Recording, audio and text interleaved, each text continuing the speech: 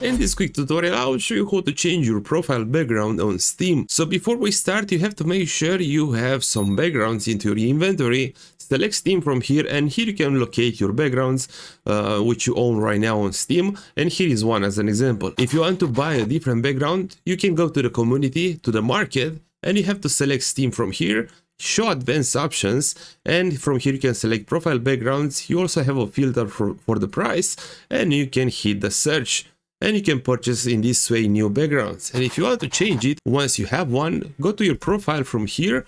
Now press on edit profile, and you can select the profile background from here. And if you have it in your inventory, then you can see it right here. Okay, so let's select a more beautiful one than this CSGO background. This one with stars will be all right. Press on save, and now let's have a look on our profile. Let's go again right here. And my profile background has been changed. So this is how to change the profile background on Steam for your account. Thanks for watching, and bye bye.